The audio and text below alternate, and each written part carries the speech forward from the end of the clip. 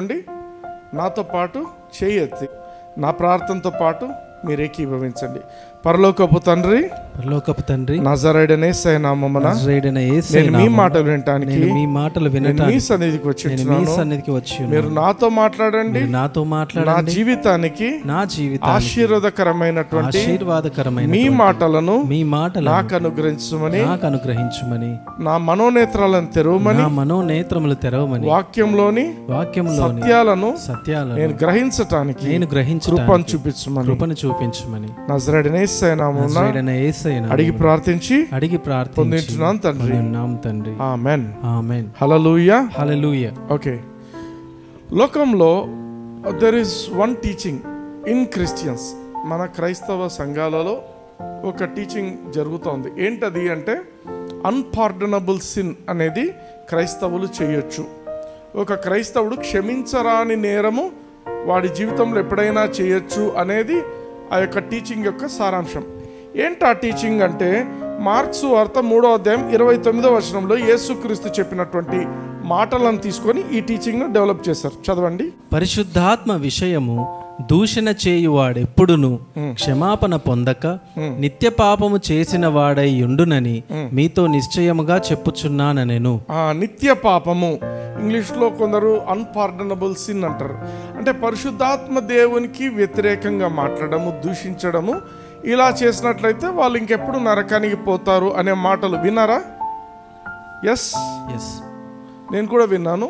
నేను కూడా నమ్మి ఆ టీచింగ్లోనే వెళ్తూ ఉన్నప్పుడు నాకు వచ్చిన అనుభవాలు ఏంటంటే నేను దేవుడు కంప్లీట్గా క్షమించిండా, లేకపోతే ఇంకా నా జీవితంలో ఏమైనా మిగిలిపోయాయా అంటే పాపాలు, క్షమింపబడని పాపాలు ఇది కాకుండా ఇంకేమన్నా ఉన్నాయా అనేటువంటి థాట్స్ వస్తుండేవి. ఆ సమయంలో ఎల్షద్దాయ్ బైబిల్ స్కూల్ అనేటువంటి ఒక బైబిల్ స్కూల్కు నేను బళ్ళారిలో అటెండ్ అయ్యాను. అక్కడ శ్రీనివాసన్ అన్న ఈ యొక్క గ్రేస్ అనే టాపిక్ గురించి he gave a beautiful exposition. ఈరోజు దేవుడు ఆయన ఎక్కడున్నప్పటికీ దేవుడు ఆయనను ఆశీర్వదించునుగాక, గొప్పగా వాడుకొనుగాక. అయితే ఆ బైబిల్ స్కూల్లో నేను నేర్చుకున్న తర్వాత, నాకు తెలిసిన తర్వాత I got a hold of this teaching. And నాకు అర్థమైంది ఏంటంటే ఏ క్రైస్తవుడు కూడా క్షమింపరాని పాపం అనేది వాడు చెయ్యలేడు. క్రైస్తవుడు అన్నవాడు, అర్థమవుతుందా? లోకస్తులు వేరు, క్రైస్తవుడు వేరు. క్రైస్తవుడు క్షమింపరాని పాపాలనేవి వాడి జీవితంలో ఉండవు. ఆమేన్. సంతోషమా కదా? సంతోషమే అమ్మా, నాకైతే చాలా సంతోషం. ఎందుకంటే నీ జీవితంలో క్షమింపరాని పాపం ఉంది అంటే నువ్వు నరకానికి పోతావు. కానీ నువ్వు ఒక క్రైస్తవునిగా యేసుక్రీస్తుని అంగీకరించిన తర్వాత క్షమింపరాని పాపాలనేవే లేవు. అందుకే ఎప్పుడు కూడా చాలా కేర్ఫుల్గా ఉండండి. ఎవరైనా ఇటువంటివి మీకు బోధిస్తున్నట్టయితే అటువంటి వాటిని యాక్సెప్ట్ చేయొద్దండి. ఆమేన్. మన జీవితంలో కొన్నిసార్లు నెగటివ్ థాట్స్ రావచ్చు.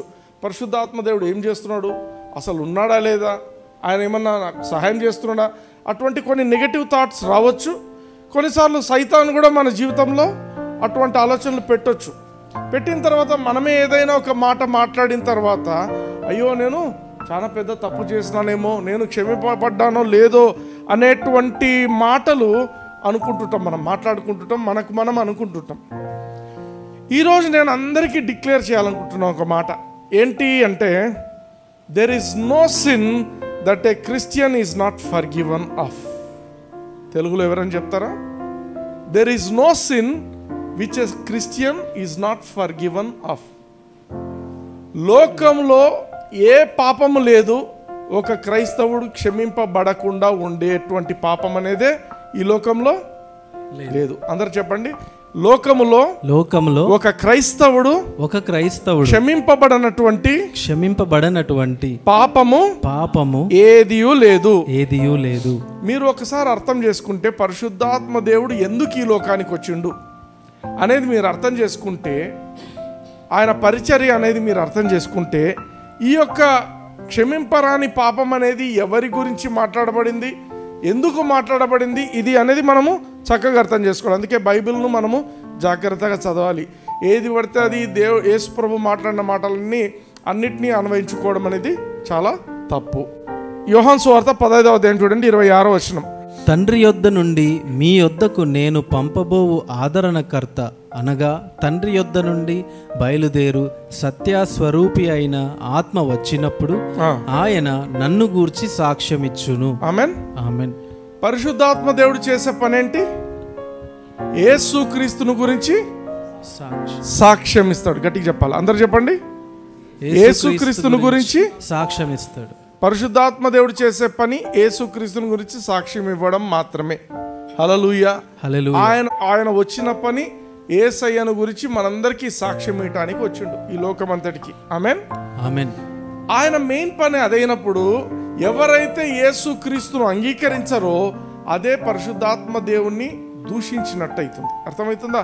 నాకు ఈ యేసుక్రీస్తు నాకు అవసరం లేదు అని ఎవరైతే రిపీటెడ్గా వాళ్ళ జీవితంలో వచ్చిన అవకాశాలను వదిలేస్తుంటారో, అవసరం లేదే యేసు ప్రభు, అవసరం లేదే యేసు ప్రభు, అది పరిశుద్ధాత్మ దేవుని మనం దూషించినట్లయితుంది. ఆమేన్. ఆమేన్. అందుకే మీరు గమనించాలి, ఇక్కడ ఏంటంటే ఎవరితో మాట్లాడుతున్నాడు యేసు ప్రభు? ఈ మాటలు ఎవరితో మాట్లాడుతున్నాడు? మీ పాపాలన్నీ క్షమించబడతాయి, కానీ పరిశుద్ధాత్మ దేవునికి వ్యతిరేకంగా మాట్లాడిన ఏ మాట కూడా మీకు క్షమించబడదు అన్నాడు. ఎవరి గురించి అన్నాడు? పరిసయ్యులు. మీరు చూడండి, మార్క్స్ వార్త 3వ అధ్యాయం 22వ వచనం నుంచి చూడండి. యెరూషలేము నుండి వచ్చిన శాస్త్రులు ఇతడు బయల్జెబూలు పట్టినవాడై దయ్యముల అధిపతి చేత దయ్యములను వెళ్ళగొట్టుచున్నాడని చెప్పిరి. వచ్చిన వాళ్ళు శాస్త్రులు. అర్థమవుతుందా? యేసు ప్రభు బాగా అద్భుతాలు చేస్తున్నాడు, అక్కడ దయ్యాలను వెళ్ళగొడుతున్నాడు, మనుషులకు విడుదలను ఇస్తున్నాడు. కానీ ఇక్కడ వచ్చినటువంటి శాస్త్రులు, వీళ్ళు పరిసయ్యులు, వీళ్ళ గ్రూప్ ఏం చేస్తున్నారంటే యేసు క్రీస్తు చేసిన ఆ కార్యాన్ని మహిమపరచటం లేదు. దాన్ని ఏమంటున్నారు? ఈయన ఎవరి వల్ల చేస్తున్నాడు? ఈయనలో ఒక పెద్ద దయ్యం ఉంది, ఆ బయల్జెబూల్ అనే దయ్యం ఉంది, దానివల్ల ఈయన ఇటువంటి పనులు చేస్తున్నాడు అని అందరి ముందు వీళ్ళు మాట్లాడుతున్నారు. యేసు ప్రభు రియాక్షన్ చూడండి 28, 29 వచనాల్లో. సమస్త పాపములను మనుష్యులు చేయు దూషణలన్నీ వారికి క్షమింపబడును గాని పరిశుద్ధాత్మ విషయము దూషణ చేయువాడెప్పుడును క్షమాపణ పొందక నిత్య పాపము చేసిన వాడై ఉండునని మీతో నిశ్చయముగా చెప్పుచున్నానని. పరిశుద్ధాత్మ విషయమై దూషణ చేయడం అంటే ఏమర్థం? పరిశుద్ధాత్మ దేవుడు, ఈయన యేసుక్రీస్తు చేసిన ప్రతి ఒక్క అద్భుతము పరిశుద్ధాత్మ దేవుని వల్ల జరిగింది. ఆయన చేస్తున్న కార్యాన్ని ఈయనలో ఒక దయ్యం ఉంది అంటే పరిశుద్ధాత్మ దేవుని ఈయన దయ్యము అంటున్నారు వీళ్ళందరూ ఇక్కడ. సో దాని గురించి యేసు ప్రభు ఏమంటాడు? పరిశుద్ధాత్మ విషయము దూషణ చేయవాడు ఎప్పుడును క్షమాపణ పొందడు. ఇంకా వాడు ఎప్పుడు నిత్య పాపం అంటే ఇప్పుడు అన్పార్డనబుల్ సిన్. ఈ మాటలు ఎవరితో మాట్లాడాడు యేసు ప్రభు? బాగా గమనించాల, పరిసయ్యులతో మాట్లాడాడు. ఎందుకు మాట్లాడాడు? 30వ వచనం చూడండి. ఎందుకనగా ఆయన అపవిత్రాత్మ పట్టినవాడని వారు చెప్పిరి. రీజన్ కూడా చెప్తున్నాడు అక్కడ. యేసు ప్రభు ఎవరితో మాట్లాడే మాట? అందరితో, నీతో నాతో అందరితో మాట్లాడిన మాట కాదు అది. ఆ పరిసయ్యులతోనే మాట్లాడాడు, ఆ శాస్త్రులతోనే మాట్లాడాడు. ఎందుకు? వాళ్ళు ఆయన అపవిత్రాత్మ పట్టినవాడు అనేటువంటి మాట వాళ్ళు మాట్లాడారు. అర్థమవుతుందా? అయితే ఈరోజు కూడా పరిశుద్ధాత్మ దేవుడు మన మధ్య ఉన్నాడు. ఈరోజు కూడా పరిశుద్ధాత్మ దేవుడు చేస్తున్న పరిచయం ఏంటి? యేసుక్రీస్తును గురించి సాక్ష్యం ఇస్తున్నాడు. ఆమేన్. ఆమేన్. అయితే యేసుక్రీస్తు ఈ యొక్క పరిసయ్యులతో మీకు క్షమాపణ ఉండదు అని చెప్పడానికి గల కారణం ఏంటంటే వాళ్ళకు ఒక వార్నింగ్ ఇస్తున్నాడు యేసు ప్రభు. ఏమని? మీరు ఈ పరిశుద్ధాత్మ దేవుని యొక్క పరిచర్యను మీరు అడ్డుకుంటున్నారు. అదొక వార్నింగ్ అనమాట. You are resisting, you are rejecting. యేసుక్రీస్తు అనేది నేను ఒక దేవుణ్ణి, నేను దేవుణ్ణి మనుషుల ఆకారంలో వచ్చి ఉంటున్నాను, మనిషి ఆకారంలో వచ్చి ఉంటున్నాను. నేను చేసే కార్యములు పరిశుద్ధాత్మ దేవుని వల్ల జరుగుతున్నాయి. అయితే మీరు నన్ను దేవునిగా రిజెక్ట్ చేస్తున్నాడు. ఆమేన్. యేసు ప్రభు చెప్తున్న మాట ఏంటంటే మీరు నన్ను రిజెక్ట్ చేస్తున్నారు, మీరు రిజెక్ట్ చేయకండి. హల్లెలూయా. హల్లెలూయా. అందుకే బైబిల్ చదివేప్పుడు ఎవరితో మాట్లాడినారు అని చదవడం చాలా ఇంపార్టెంట్, అర్థం చేసుకోవాలి. ఈ కేసులో ఇక్కడున్న పరిస్థితిలో యేసుక్రీస్తు ఇటువంటి మాటలు మాట్లాడింది ఎవరితో? పరిసయ్యులతో మాట్లాడాడు. ఎందుకు? వాళ్ళు ఈయనను రిజెక్ట్ చేయడమే కాకుండా ఈయనలో ఒక అపవిత్ర ఆత్మ, ఒక దయ్యం ఉంది అనేటువంటి మాటలు వాళ్ళు మాట్లాడినారు. ఆమేన్. అయితే క్రైస్తవునిగా నేను we can have full assurance. ఏమని? మనలో ఎటువంటి క్షమాపణ లేని పాపాలు అనేవి మన జీవితంలో లేవు. మన పాపాలన్నీ క్షమించబడ్డాయి అనేది మనము గుర్తించాలి. ఆమెన్, ఆమెన్. అందుకే we must rightly divide the word. దేవుని వాక్యాన్ని మనము చక్కగా డివైడ్ చేయాలి. యేసుక్రీస్తు మాట్లాడినదంతా కొత్త నిబంధన కాదు. అర్థమైందా? మన బైబిల్ను కొత్త నిబంధన, పాత నిబంధన డివైడ్ చేశారు. కొత్త నిబంధన అంటే 4 గాస్పెల్స్ ఉన్నాయి. ఏమి? మత్తయి, మార్కు, లూకా, యోహాను. అందరూ ఏమనుకుంటారంటే ఇక్కడ నుంచే కొత్త నిబంధన మొదలైంది అనుకుంటారు. యేసుక్రీస్తు ప్రభు ఈ లోకంలో ఉన్నప్పుడు ఆయన మాట్లాడిన మాటలు చాలా మటుకు పాత నిబంధనలోనే మాట్లాడాడు ఆయన. ఆమేన్, ఆమేన్. క్రొత్త నిబంధనకు పాత నిబంధనకు మనం గుర్తించాల్సిన విషయం ఏంటంటే మధ్యలో శిలువ కార్యం జరిగింది. యేసుక్రీస్తు శిలువ కార్యము ఈ కొత్త నిబంధనను, పాత నిబంధనను డివైడ్ చేసింది. క్రొత్త నిబంధన ఎప్పుడు మొదలైంది? ఎప్పుడైతే పరిశుద్ధాత్మ దేవుడు ఈ శిష్యులందరి మీద దిగొచ్చాడో ఆ రోజు నుంచి కొత్త నిబంధన మొదలైంది. అంతవరకు అదంతా కూడా పాత నిబంధనే. అందుకే చూడండి, 12వ శిష్యుణ్ణి సెలెక్ట్ చేయాలంటే వాళ్ళు ఏం చేశారు? ప్రార్థన చేసి పరిశుద్ధాత్మ దేవుడు చెప్పినప్పుడు వాళ్ళు ఏమైనా ఎన్నుకున్నారా? లేదు. వాళ్ళు ఒక పాత పద్ధతి, చీట్లు వేశారు. ఆ చీట్లు మత్తీయ అనే అతని పేరు మీద పడింది. యూదా ఇస్కరియోతు ప్లేస్ అతను ఫిల్ చేశాడు. ఆమేన్, ఆమేన్. అర్థమవుతుందా? ఈరోజు చీట్లు వేయడం కాదు. చీట్లు అనేది that's old testament thing, new testament కాదు. కొత్త నిబంధనలో పరిశుద్ధాత్మ దేవుడు డైరెక్ట్గా మనకు ఆన్సర్స్ ఇస్తాడు. కాబట్టి ఈ యొక్క కొత్త నిబంధన ఎప్పుడు మొదలైంది? యేసుక్రీస్తు శిలువ కార్యం తర్వాత పరిశుద్ధాత్మ దేవుడు ఏ రోజైతే ఈ యొక్క 120 మంది శిష్యుల మీద దిగొచ్చాడో ఆ రోజున ఈ యొక్క కొత్త నిబంధన స్టార్ట్ అయింది. సో మనం బైబిల్ చదివేప్పుడు ఈ విషయాన్ని మనం గుర్తించి, మనం బైబిల్ చదివేప్పుడు యేసుక్రీస్తు మాటలు ఇవి కొత్త నిబంధనలో ఉన్నాయా లేకపోతే పాత నిబంధన కింద ఉన్నాయా అనేది మనము గమనించాలి. మనలో కొందరు ఎవరైనా అనొచ్చు, బ్రదర్ యేసు ప్రభు చెప్పిన అన్నీ మనం చేయాల్సిందే కదా అన్నారు. ఒకసారి ఒక మేడం అన్నారు ఇట్లా మాట, యేసు ప్రభు చెప్పిన మాటలు అన్నీ చేయాలి కదా, చేయాలనా వద్దా? చేయాలనా? అందరు చేయమంటున్నారా? ఎవరైనా అవుతారు? చేయాలనా వద్దా చెప్పండి. చేయాలా? ఎంతమంది చేయాలంటారు? ఎవరు చేతులు ఎత్తారా? ఎత్తినారు. Very good. యేసు ప్రభు చెప్పిన మాటలన్నీ చేయాలా వద్దా? గట్టిగా చెప్పండి. చేయాలి. సరే, మత్తయి సువార్త 5వ అధ్యాయం 29వ వచనం చూద్దాం.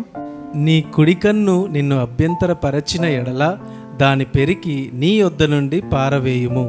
నీ దేహమంతయు నరకములో పడవేయబడకుండా నీ అవయవములలో ఒకటి నశించుట నీకు ప్రయోజనకరము కదా. మరి పీకేసినారా అందరూ? ఈ మాట చేయాలంటే, ఇది ఖచ్చితంగా ఫాలో కావాలంటే ప్రతి ఒక్కటి పీకాల్సిందే. పీకాలా లేదా? కన్ను పీకేయాల్సిందే. కానీ పీకుతున్నారా? యేసు ప్రభు కూడా మీరు అన్ని కన్నులు పీకేసి పడేయాలా, చేతులు నరుక్కొని ఒక చేత్తో ఉండాలా, కుంటోళ్ళుగా ఉండాలని ఎక్స్పెక్ట్ చేయటం లేదు ఆయన. ఆయన ఎందుకు ఆ మాటలు మాట్లాడాడంటే ఆ యొక్క ధర్మశాస్త్రానికి ఏ స్థానం అయితే ఉందో, ఆ యొక్క యాజకులు ఏ స్థానంలో ఉంచాలో అది ఉంచకుండా పరిసయ్యులు దాన్ని కిందికి తీసుకొచ్చారు. మేమేమైనా చేయొచ్చు, మేము వ్యభిచారం చేయటం లేదు అంటే యేసు ప్రభు ఏమన్నాడు? నువ్వు లోపల అన్నీ చేస్తున్నావు, నీ కళ్ళలో నువ్వు నీ మైండ్లో అన్నీ చేస్తున్నావు, ఒక స్త్రీని చూస్తున్నా నువ్వు ఏం ఆలోచిస్తున్నావు అవన్నీ నువ్వు చేస్తున్నావు, అటువంటిది నీ కన్ను పీకే అంటున్నాడు. అర్థమైందా? అంటే నువ్వు లోపల నుంచి పరిశుద్ధంగా ఉండాలనేది యేసుక్రీస్తు యొక్క మాట.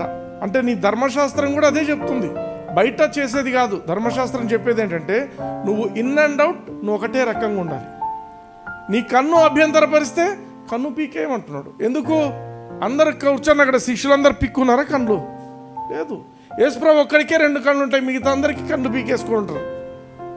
ఎందుకు? ఆయన ఒక్కడికే పాపం లేదు, మిగతా అందరూ ఏదో సమయంలో జీవితంలో పాపం చేసిన వాళ్ళే. నీ చెయ్యి అభ్యంతరపరిస్తే దాన్ని నరకమన్నాడు, నరికినారా? లేదు. యేసు ప్రభు కూడా అది కాదు ఎక్స్పెక్ట్ చేస్తుంది. యేసు ప్రభు మన నుంచి ఎక్స్పెక్ట్ చేసేది ఏంటంటే మనం వాక్యాన్ని సరిగ్గా అర్థం చేసుకోవాలి, సరిగ్గా డివైడ్ చేయాలి. కొత్త నిబంధన పాత నిబంధనలో ఏమి ఆయన మాట్లాడిండో దాన్ని సరిగ్గా అర్థం చేసుకోవాలి.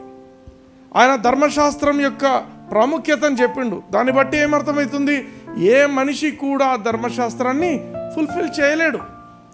మనిషి ఏం చేస్తున్నాడంటే ఆ ధర్మశాస్త్రాన్ని పూరిస్తున్నామని చెప్పి తమ సొంత ఎఫర్ట్స్ మీద, తమ సొంత శక్తి మీద మనుషులు ఆధారపడినారు. అక్కడ వాళ్ళకు గుర్తు చేయడం కోసం, అయ్యా మీరు చేస్తున్నది సరికాదు, మీరు చేస్తున్నది తప్పు అని చెప్పడానికి, ఈ ధర్మశాస్త్రం యొక్క ఔన్నత్యాన్ని పెంపొందించడానికి యేసు ప్రభు ఆ మాటలు మాట్లాడినాడు. హల్లెలూయా, హల్లెలూయా. అందుకే యేసు ప్రభు మాట్లాడినా, ఎవరు మాట్లాడినా బైబిల్లో we should be very carefully understanding the things, rightly dividing the word అంటాడు పాల్ తిమోతికి రాస్తూ.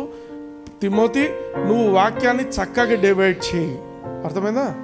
మనకు కూడా అదే మాట తిమోతికే చెప్పిండు కదా కాదు, పౌలు రాసిన పత్రికలన్నీ సంఘానికి రాయబడినాయి. ఆమెన్. ఈరోజు మనం బెనిఫిట్ కావడం కోసం రాశాడు. ఆమెన్. ఇటువంటిదే ఇంకొక ఎగ్జాంపుల్ చెప్తా. యేసు ప్రభు కొందరిని సర్ప సంతానమా అని తిట్టిండా లేదా? తిట్టిండు. మన ప్రీచర్స్ కూడా కొందరు పపిష్టి బ్రతుకులు అని తిడుతుంటారు. కొందరు ఎవరిని తిడతారు? పాపులను తిట్టడం లేదు యేసు ప్రభు. మీరు గమనించండి, వ్యభిచారంలో డైరెక్ట్గా పట్టుబడిన స్త్రీలను కూడా యేసు ప్రభు నువ్వు సర్ప సంతానం అని లేదు, లేకపోతే నీది పాపిష్టి బతుకు అని లేదు. ఆ సుంకరులు ఎవరైతే మోస్ట్ కరప్ట్, డబ్బులు లంచాలు తీసుకొని ఏదో చేస్తున్నారో వాళ్ళను కూడా ఆయన ఎప్పుడు ఆ మాటలు అనలేదు. Never he spoke. మరి ఎవరన్నాడు సర్ప సంతానం అని? పరిసయ్యులను అన్నారు.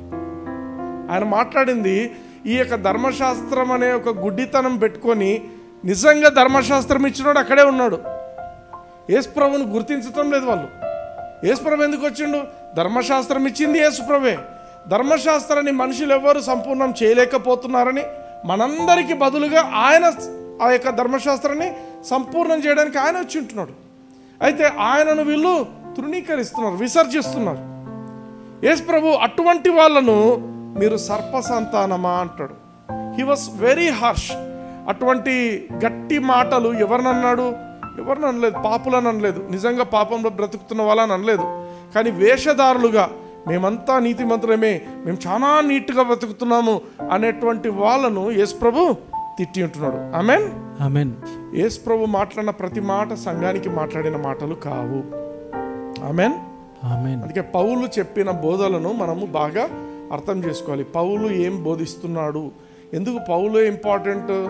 పౌలు గురించి నేను ఇంతకుముందు కూడా చెప్పాను. పౌలుకు అందరికంటే ఎక్కువ దర్శనము, అందరికంటే ఎక్కువ జ్ఞానము దేవుడు ఇచ్చింటున్నాడు. ఆమెన్, ఆమెన్. అందుకే కొత్తగా ఎవరైనా యేసు ప్రభువును అంగీకరించిన వ్యక్తులైతే ఫస్ట్ పౌలు రాసినటువంటి మాటలు మీరు చదవడం మొదలు పెట్టండి. అంటే రోమా పత్రిక నుంచి చదవడం మొదలు పెట్టండి.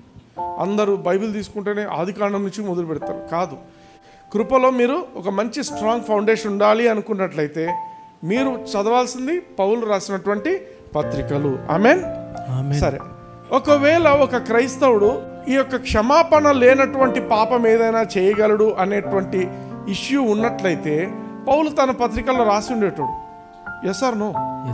ప్రతి దాంట్లో రాసేటోడు. చాలా జాగ్రత్తగా ఉండండి, మీరు తప్పులు చేయొచ్చు, ఆ యొక్క క్షమాపణ లేనిటువంటి ఆ పాపం మీరు చేయొచ్చు అనేటువంటి మాటలు చెప్పొచ్చు. కానీ ఆయన ఎక్కడ రాయలేదు. కానీ ఆయన రాసిన మాటలు ఏంటి? కొలసీలకు రాసిన పత్రిక 2వ అధ్యాయం 13 నుంచి 15వ వచనం చూద్దాం. మరియు అపరాధముల వలనను శరీరమందు సున్నతి పొందక యుండుట వలనను మీరు మృతులై ఉండగా దేవుడు వ్రాతరూపకమైన ఆజ్ఞల వలన మన మీద రుణముగాను మనకు విరోధముగాను నుండిన పత్రమును మేకులతో సిలువకు కొట్టి దాని మీద చేవ్రాతను తుడిచివేసి మనకు అడ్డము లేకుండా దానిని ఎత్తివేసి మన అపరాధములన్నిటినీ క్షమించి, అందరూ మాట చదవండి, ఆ రెడ్లో ఉన్నది, మన అపరాధములనన్నిటినీ క్షమించి. మళ్ళీ చదవండి, మన అపరాధములనన్నిటినీ క్షమించి. చాలు, మన అపరాధములన్నింటినీ క్షమించిండు. నమ్ముతారా మాటను? దేవుడు నా అపరాధములన్నింటినీ క్షమించిండు అని నమ్ముతారా? ఆ మాట వ్రాయబడింది, మన కోసం వ్రాయబడింది. పౌలు రాస్తున్న మాట, అయ్యా నీ అపరాధములన్నీ క్షమించబడ్డాయి. ఎప్పుడు? యేసుక్రీస్తును అంగీకరించావు కాబట్టి నీ పాపాలన్నీ కూడా క్షమించబడ్డాయి. అందుకే there is no unpardonable sin. ఇది చర్చ్కి, సంఘానికి రాస్తున్నాడు. సంఘానికి రాస్తున్నాడు, ఏమని రాస్తున్నాడు? మన పాపములన్నిటినీ కూడా ఆయన క్షమించి వేసి ఉంటున్నాడు. హల్లెలూయా, హల్లెలూయా. హెబ్రీయులకు రాసిన పత్రిక 10వ అధ్యాయం 14వ వచనంలో చూడండి. ఒక్క అర్పణ చేత ఈయన పరిశుద్ధపరచబడు వారిని సదాకాలమునకు సంపూర్ణులనుగా చేసి ఉన్నాడు. హల్లెలూయా, హల్లెలూయా. Perfect sacrifice. యేసుక్రీస్తు శిలువపైకి వెళ్ళిన తర్వాత ఒకే ఒక బలియాగం ఆయన చేసింది. ఆ ఒక్క బలియాగంతో ఏం చేశాడు? అందరినీ కూడా, అందరి పాపాలను కడిగివేసి కొట్టివేసి ఏ పాపమే లేకుండా మనల్నందరినీ సంపూర్ణులుగా చేసి ఉంటున్నాడు. హల్లెలూయా, హల్లెలూయా. It's very important. యేసు ప్రభు రక్తము సింపుల్ థింగ్ కాదు. అది యేసు ప్రభు రక్తం అనేది it's a very powerful thing. ఏ పాపం లేనటువంటి, కల్మషం లేనటువంటి రక్తం.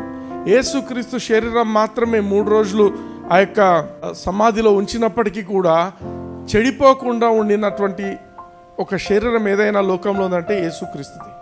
ఎందుకంటే ఆయనలో పాపం లేదు, ఆయనది కాదు అది. ఆయన బలిగా అర్పించేసి అంతా అయిపోయింది. ఆయన చనిపోయిన తర్వాత, ఆయన ఎప్పుడైతే ఇట్ ఈస్ ఫినిష్డ్ అని చనిపోయాడో అప్పుడు ఆయనలో పాపం లేదు ఇంకా ఆ శరీరంలో. ఆ శరీరాన్ని పాతిపెట్టినప్పుడు అదంతా కూడా ఇట్ వాజ్ వెరీ క్లీన్. దాంట్లో ఇన్ఫెక్షన్ వచ్చేదానికి లేకపోతే దాంట్లో డికే అయ్యేదానికి అవకాశమే లేదు.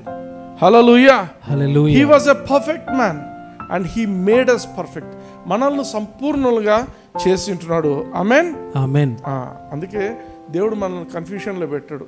కొన్నిసార్లు చిన్న తప్పు చేసిన తర్వాత ఇంతకు నేను క్షమింపబడ్డానో లేదో, నా తప్పులు అయినాయో లేదో, ఏమైందో, దేవుడి కృపనంతా నేను వాడేస్తున్నానేమో, ఇంకా కృప లేదేమో నా జీవితంలో. కొందరు టీచింగ్ కూడా అట్లా ఉంటుంది. కృప ఇస్తే మళ్ళా ఇంకా నువ్వు చక్కగా వాడుకోకపోతే పోతుంది అంటారు. నువ్వు అది అటువంటి డాక్టరీన్ లేదు. కృప వెంబడి కృప అని దేవుని వాక్యంలో ఉంది. అర్థమైందా? పాపము ఎక్కడ విస్తరించానో కృప అక్కడ ఇంకా అధికముగా విస్తరించిందంట. అట్లాంటి పాపం చేయమంటున్నాడా? కాదు. ఆల్రెడీ ఉన్న పాపానికి కృప అనేది విస్తరించింది. హల్లెలూయా, హల్లెలూయా. నేను యేసు ప్రభువుని ఎరగని వ్యక్తిని, నేను ఒక పాపిని. యేసుక్రీస్తు నా మీద కృపను చూపించి ఈరోజు ఒక కృపతో బ్రతుకుతున్నాం. హల్లెలూయా. మన జీవితమే ఒక కృప. ఆమేన్, ఆమేన్. అందుకే ఎప్పుడు కూడా వండర్ కావద్దండి, నేనేం తప్పు చేస్తున్నానో, నాకేమైందో ఏమీ కాదు. Nothing in this world can separate you from the love of God. దేవుని ప్రేమ నుండి నిన్ను ఎడబాయనది ఏదీ లేదు, పాపం కూడా లేదు. ఎందుకు? ఆయన రక్తము నీ పాపం కంటే చాలా పవర్ఫుల్. ఆయన కృప నీ యొక్క పాపం కంటే చాలా పెద్దది.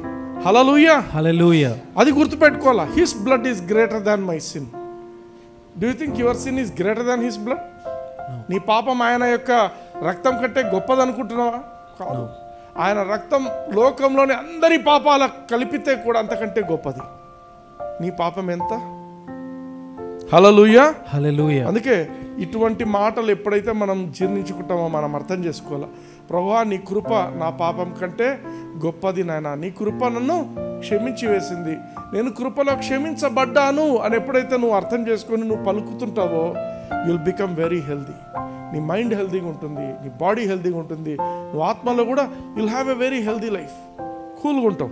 ఆమేన్, ఆమేన్. డిస్టర్బెన్స్ ఎప్పుడు వస్తుందో తెలుసా? ఎప్పుడైతే నీ యొక్క ఆలోచన తీరు దేవుని యొక్క వాక్యంతో సెట్ కాదో అప్పుడు మైండ్లో డిస్టర్బెన్సెస్ వస్తాయి.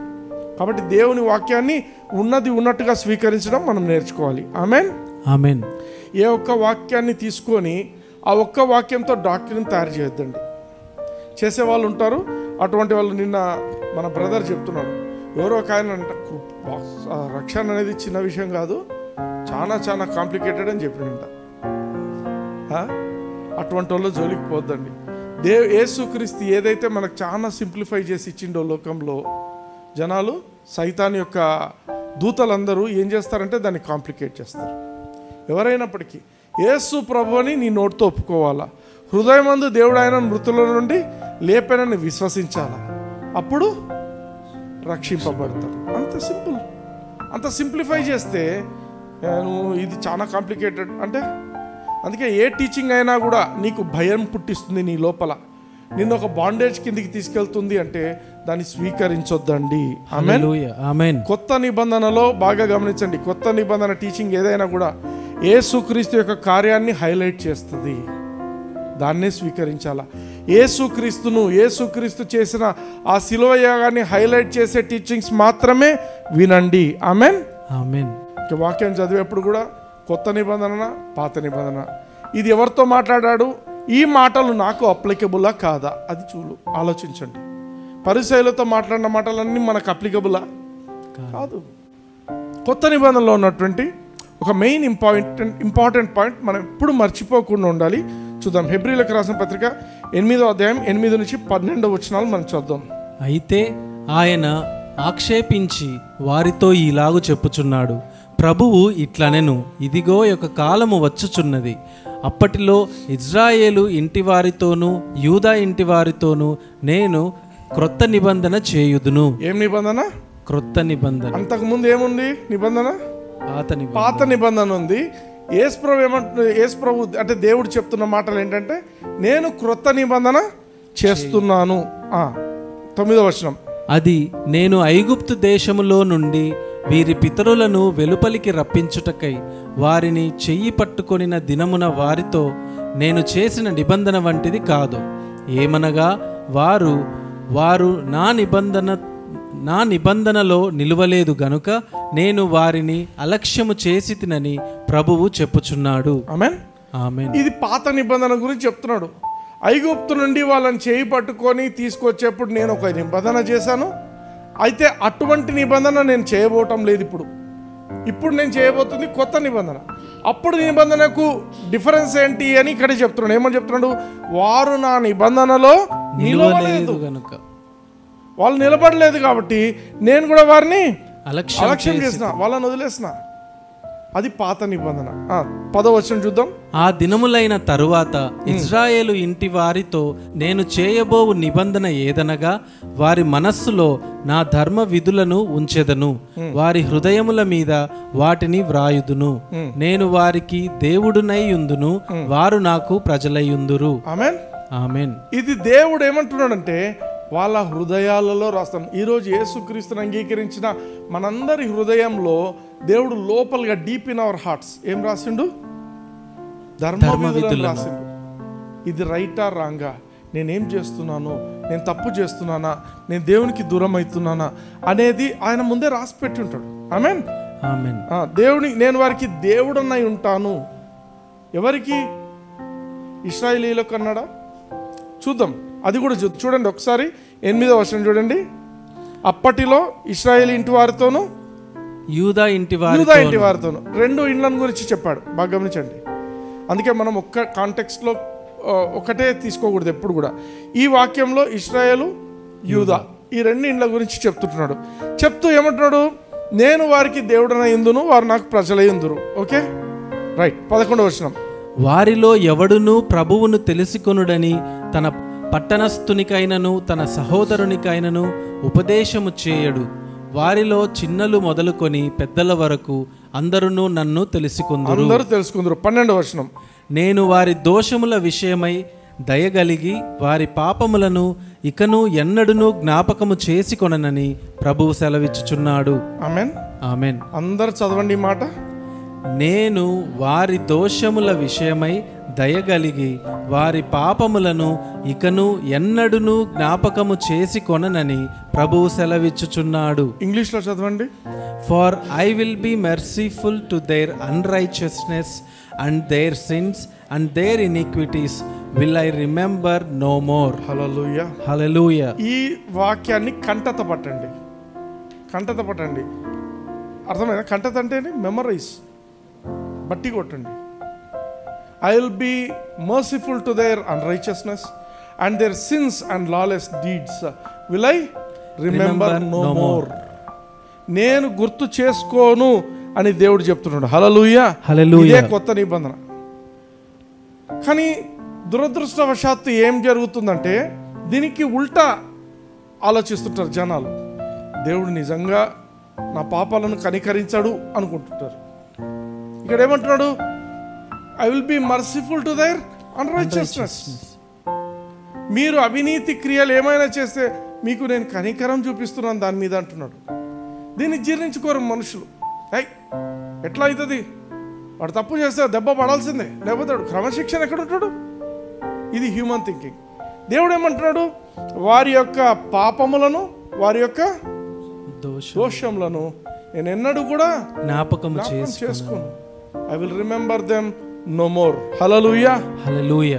అందరూ క్రైస్తవులకు చాలా మట్టుకుండే ఆలోచన ఏంటంటే ఏదన్నా ఒక చిన్న ఇన్సిడెంట్ నెగటివ్ జరిగితేనే దేవుడు ఎప్పుడో నాది గతంలో ఏదో లెక్క సెటిల్ కాలేదు, అది ఇప్పుడు చేస్తున్నాడు అనుకుంటారు. మా ఇంట్లో కష్టాలు వచ్చినాయి, అది ఊరికే రాలేదు బ్రదర్. అది నేను అప్పుడు కాలంలో నేను ఒక రకంగా బిహేవ్ చేసింటి, వాడు ఇప్పుడు యేసుప్రభుని అంగీకరించుంటాడు.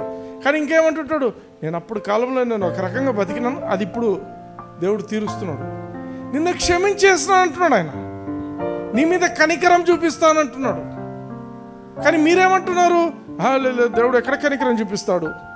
ఈరోజు the kind of thinking that is prevalent in church, ఈరోజున్న ఆలోచన తీరు ఏంటంటే this is all wrong thinking. వాళ్ళకు నేను కొత్త నిబంధనలో ఉన్నాను అనే ఆలోచనే ఉండదు చాలామందికి. దేవుడు ఇంకా కంటికి కన్ను పంటికి పన్ను సిస్టంలోనే ఉన్నారు. ఇంకా అంటే మనం ఏదో చేస్తే వెంటనే దెబ్బ పడుతుంది, లేకపోతే ఇట్లా, అది కాదు ఇక్కడ. హల్లెలూయా, హల్లెలూయా. రాంగ్ బిలీవింగ్ చర్చ్లో there is a lot of wrong believing. I'm sorry to say that. Wrong believing, తప్పును నమ్ముతున్నారు. దేవుడు నేను వారి అపరాధములను క్షమించేస్తున్నాను, నేను వారి అపరాధములను జ్ఞాపకం చేసుకొనను. I will be merciful to their unrighteousness and their sins and lawless deeds will I remember no more అంటున్నప్పుడు ఎట్లయితుంది ప్రభా? ఇది మర్చిపోయింటారు. దేవుడు ఇట్లా చేయట్లేదు, ఇది ఉత్తమ మాట అనుకుంటారు. ఇటువంటిది ప్రీచ్ చేయరు చాలామంది. అదే తప్పు. ఇదే ప్రీచ్ చేయాల్సింది. కొత్త నిబంధనలో లాస్ట్లో పెట్టిండు దేవుడు, ఇది హెబ్రీల పత్రికలో పెట్టిండు. ఇదే లాస్ట్, ఇదే ఫైనల్. దీన్ని నేర్చుకోండి. ముందు నుంచి అవ్వ ఆదాము వాళ్ళ పిల్లలు వాళ్ళేం పండు తిన్నారు, ఇవి కాదు కావాల్సింది మనకు. దేవుడు నీ యొక్క అవినీతి క్రియలను బట్టి ఆయన నీ మీద కనికరం చూపిస్తున్నాడు. నీ యొక్క దోషములకు ఆయన ఎప్పుడు గుర్తు పెట్టుకోను అంటున్నాడు. నువ్వెందుకు గుర్తుపెట్టుకుంటావు? కొత్త నిబంధన అనేది పాప క్షమాపణ కోసమే. నేను మర్చిపోతాను అంటున్నాడు దేవుడు. మీ యొక్క దోషములను నేను మర్చిపోతాను, మీ యొక్క పాపములను మర్చిపోతాను. నేను మర్చిపోతాను అంటే ఇంకా మర్చిపోయింది అంతే. హల్లెలూయా, హల్లెలూయా. యేసు ప్రభు చెప్పే మాట చూద్దాం కొత్త నిబంధన గురించి. మత్తయి సువార్త 26వ అధ్యాయం 28వ వచనం. ఇది నా రక్తము అనగా పాప క్షమాపణ నిమిత్తము అనేకుల కొరకు చిందింపబడుచున్న నిబంధన రక్తము. హల్లెలూయా, హల్లెలూయా. మళ్ళీ అందరు చదవండి, అందరు కలిసి. ఇది నా రక్తము, ఇది నా రక్తము. ఆయన రక్తము అర్థమైందా? ఆ రక్తము నిరపరాధి రక్తము, దేవుని రక్తము. ఒక పాపం లేదు ఆయనలో.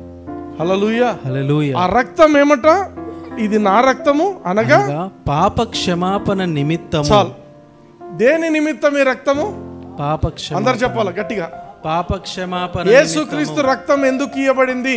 పాప క్షమాపణ నిమిత్తము.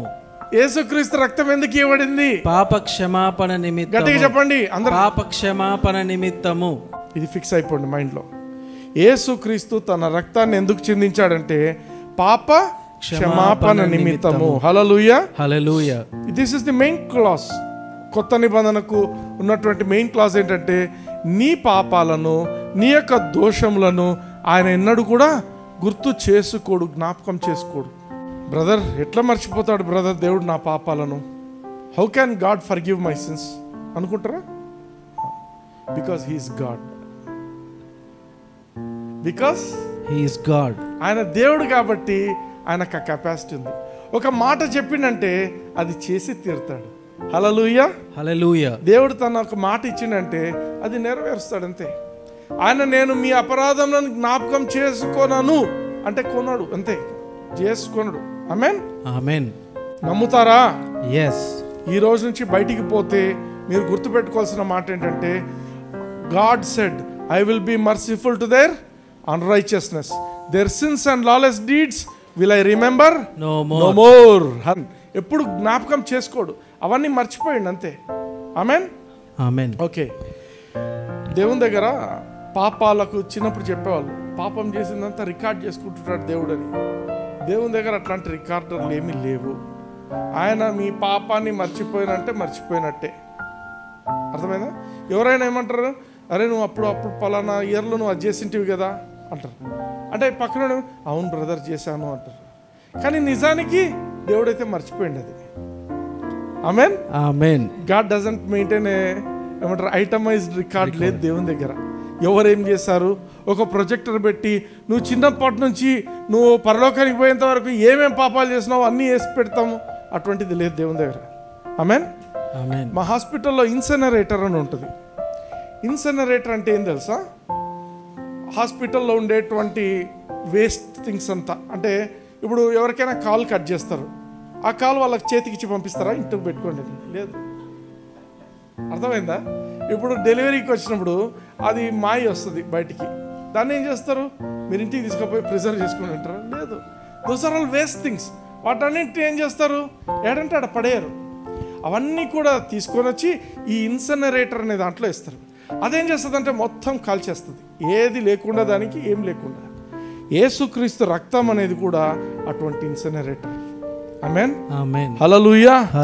All the records of your sin, they were incinerated by the blood of Jesus Christ. యేసుక్రీస్తు రక్తము మీ ప్రతి పాపాలకు సంబంధించిన రికార్డునంతా కూడా కాల్చివేసి ఉంటున్నది. ఆమేన్. యేసుక్రీస్తు రోజైతే ఇట్ ఈస్ ఫినిష్డ్ అన్నాడో ఆ రోజు కంప్లీట్గా అయిపోయింది. ఆమేన్. His blood has removed the sin of your entire life. నీ జీవితానికి సంబంధించిన, నీ జీవితం ఫస్ట్ డే నుంచి లాస్ట్ డే వరకు ఏ పాపాల లెక్క ఉందో అదంతా కూడా యేసుక్రీస్తు రక్తము క్లియర్ చేసి ఉంటుంది. ఆమేన్.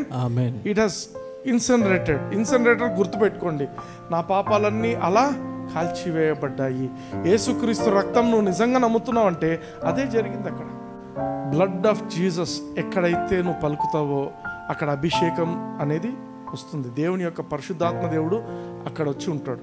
అందుకే the more you think of the blood of Jesus, you will become more anointed. అభిషేకం అనేది నీ జీవితంలో వస్తుంది. ఆమేన్. ఏది గుర్తుపెట్టుకోవాలో అది గుర్తుపెట్టుకోండి. యేసుక్రీస్తు రక్తం నా పాపాన్ని కడిగి కొట్టివేసింది, కాల్చివేసింది. ఇది గుర్తుపెట్టుకోండి. ఇన్సెనరేటర్ అనేది గుర్తుపెట్టుకోండి.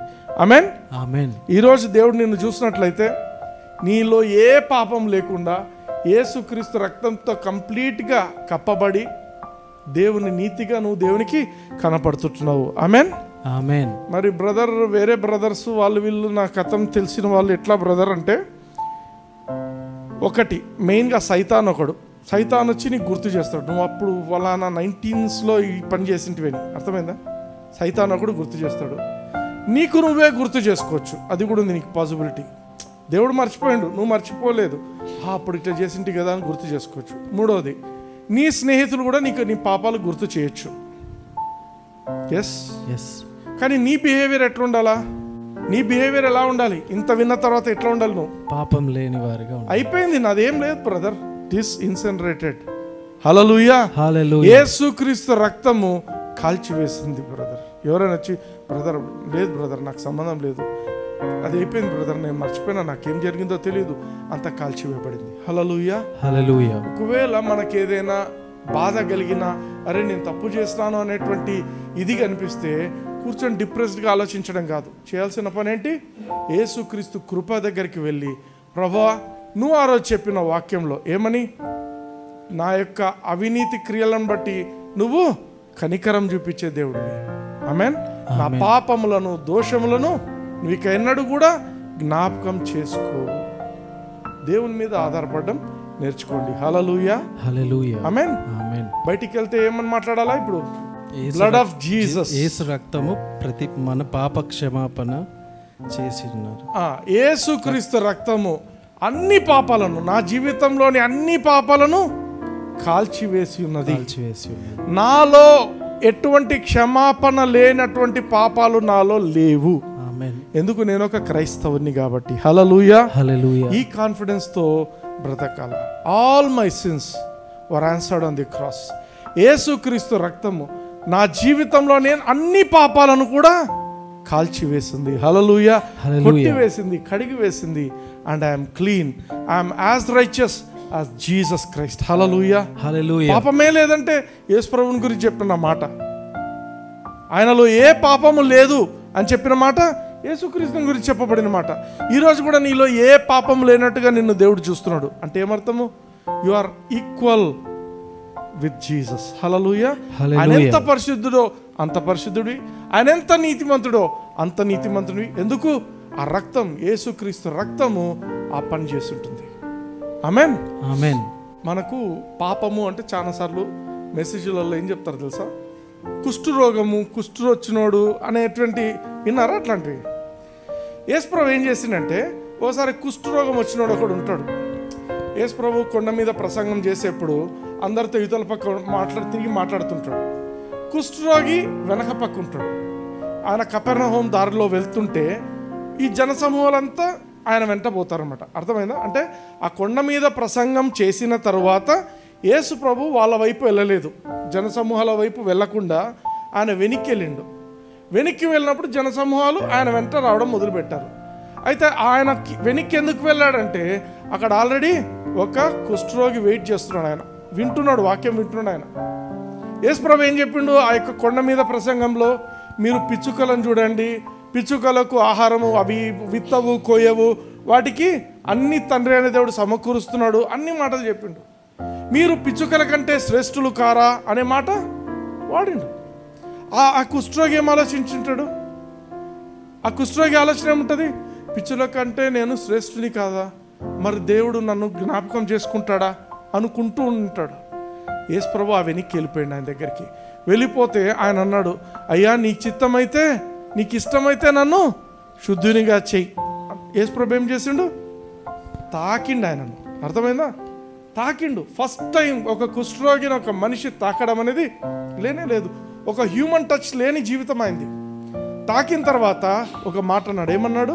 నువ్వు వెళ్ళి మీ యొక్క యాజకునికి చూపించుకో. యాజకుడు ఏం చేయాలా?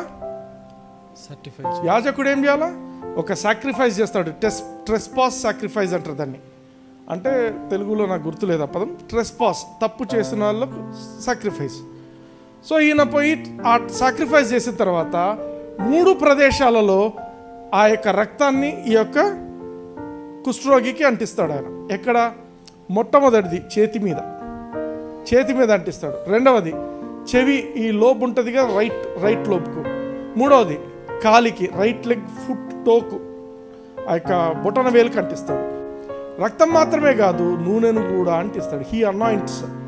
ఎందుకు అంటే ఆ యొక్క కుష్ఠరోగి అంతవరకు పాపిలాగా అనమాట, అంటే పాపంలో బ్రతికినాడు.